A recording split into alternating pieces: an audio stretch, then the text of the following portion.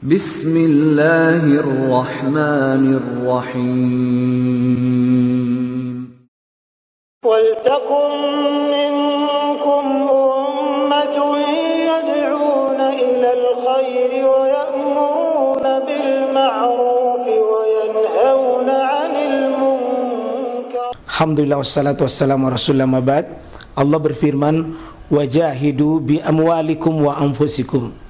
Berjuanglah kalian, berjihadlah kalian melalui hartamu dan dirimu. Hampir semua ayat-ayat berjuangan dan pengorbanan itu dimulai dengan bi amwalikum, harta kalian, harta kalian. Saya mengajak secara praktis dan kami sudah buktikan. Rp1.000 itu bisa luar biasa dahsyat. Bisa beli mobil, bisa buat kuburan, ya, bisa membangun masjid. Uang 1.000. Mari kita satukan uang 1.000 kita. Nanti kami jemput. Di rekening ini insya Allah bisa kita buat. Di rekening ini insya Allah kita buat sebuah kekuatan umat dengan Rp1.000. Rp1.000 dahsyat. Assalamualaikum warahmatullahi wabarakatuh. Saya masuk di materi kita, masih di salat khusyuk, Pak. Ya. Saya kira kalau seperti Bapak, apalagi kalau masalah salat ini sudah lama kita diskusikan.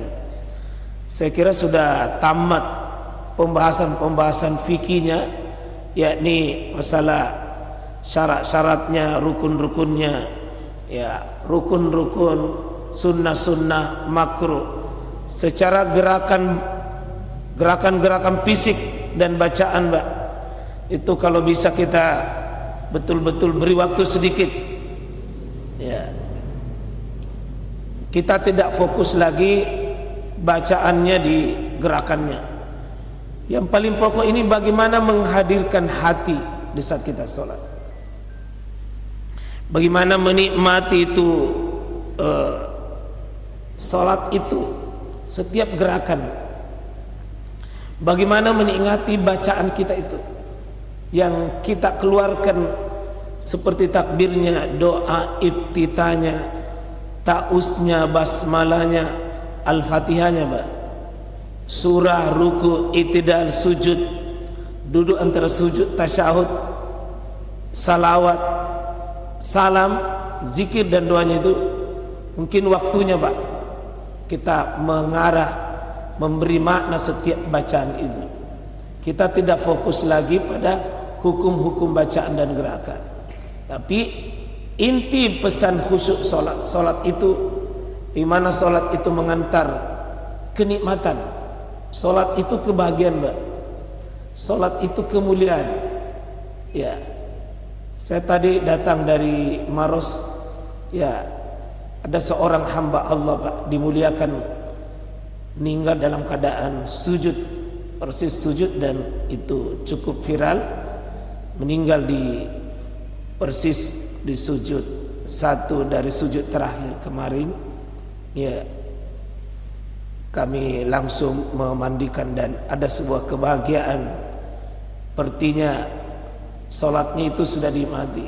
Satu yang saya dengar dari Bapak ini, ya memang tidak pernah, Pak, tidak hadir di masjid kalau ada di rumahnya. Oh, tidak di rumahnya itu nanti di masjid. Satu gitu, Pak, sakit.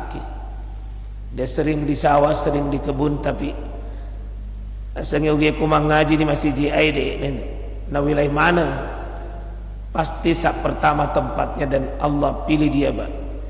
Pilih dia meninggal dalam keadaan sujud, dan ini ya rezeki besar, Pak, karena bisa jadi kita ini sholat, ya bisa jadi kita ini ya beribadah, bisa jadi kita meninggal tapi kita tidak tahu seperti apa nanti posisi kita.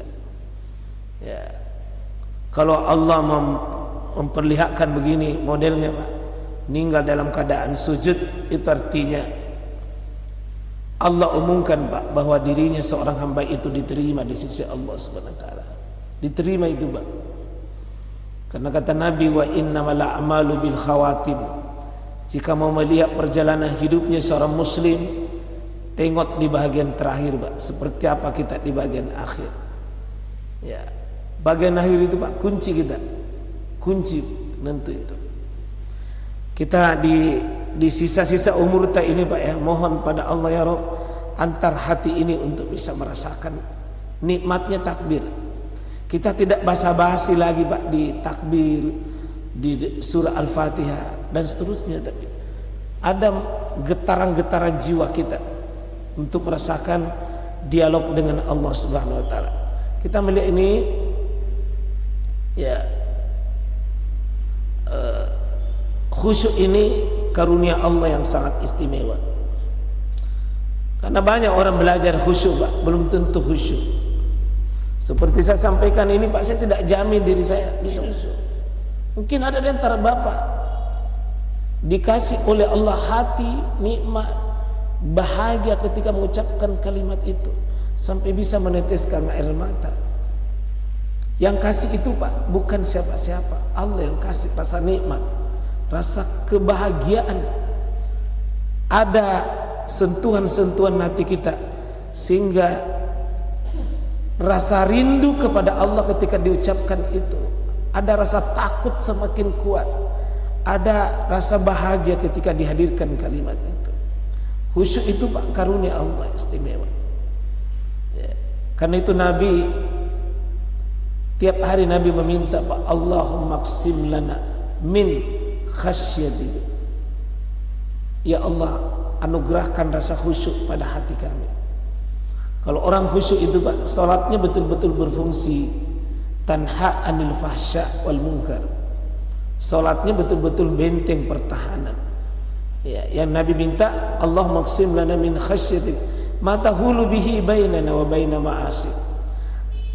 Dengan rasa khusyuknya itu hadir menjadi benteng pertahanan untuk mendekati kemaksiatan, Mbak. Orang khusyuk itu malu mendekati kemungkaran. Orang khusyuk itu malu di hadapan Allah Subhanahu wa taala. Hatinya menatap bahwa Allah itu dekat sekali dengan dirinya. Khusyuk ini terkoneknya hati, dia kita terkonek hati dengan pada Allah Rabbul Alamin. Jadi kalau kita sholat Pak, tersambung hati kita, tersambung hati kita dengan Allah. Apapun, kalimat manapun, ya, itu khusyuk.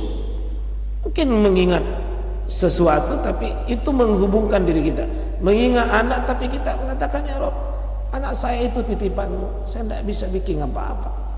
Itu tetap terkonek dengan Allah. Hartaku ya Allah, saya tidak bisa bikin apa-apa, itu milikmu ya Allah. Dan mungkin dengan penyakit kita, mungkin dengan nikmat yang Allah berikan pada kita, intinya hati yang bicara dengan Allah, bukan cuma basa-basi lidah kita. Hatinya dia membutuhkan koneksi kepada Rabbul Alamin. Jadi semakin banyak terlibat hati dari takbir sampai salam, itu khusyuk Pak. Dan mungkin berapa interaksi hati kita dengan Allah beda-beda Pak, mungkin kita beda-beda semua. Maka itulah tingkatan khusyuk. Tapi saya yakin semua orang itu khusyuk. Semua orang itu khusyuk. Ketika hatinya terlibat, itu khusyuk. Cuma tingkatannya ada yang mungkin sudah tinggi, ada yang sedang, ada yang ya kecil. Ya, mungkin pernah kita rasakan semua Pak. Salat itu begitu imam ruku, sedih rasanya, masih mau kita berdiri, imam sudah ruku. Kadang-kadang kita salat masih mau ke ruku, imam sudah bangun. Ya, sepertinya nak putus kenikmatan itu. Tapi kadang-kadang juga Pak kita hadir, saya biasa rasakan hambar, sepertinya kering, sepertinya ya tubuh membungkuk, tapi hati tidak hadir. Kadang-kadang tercabut yang begitu Pak, kita bisa rasakan. Salat khusyuk ini adalah saat-saat yang terbaik untuk menenangkan jiwa, pikiran, dan anggota tubuh kita dari kepenatan duniawi. Kita ini Pak, kalau dunia yang diburu, dunia yang selalu dipikir Pak, capek Pak, capek kita, fisik ini capek.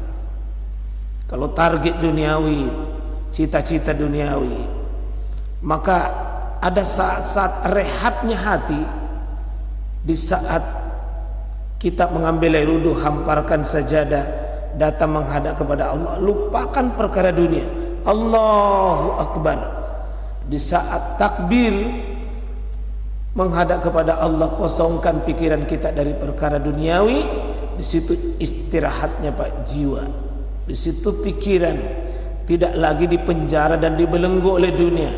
Di situ kita menikmati istirahatnya tubuh, istirahatnya pikiran dan jiwa kita, sehingga ada kenikmatan sesudah salat.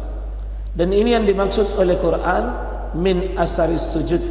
Ada wajah-wajah yang nampak bahwa dia sesudah ruku, sudah sujud, ada perubahan pada wajahnya, Mbak. Apa yang terjadi? Kepuasan dengan keridaan Allah Subhanahu wa taala. Dan itulah salat, Pak.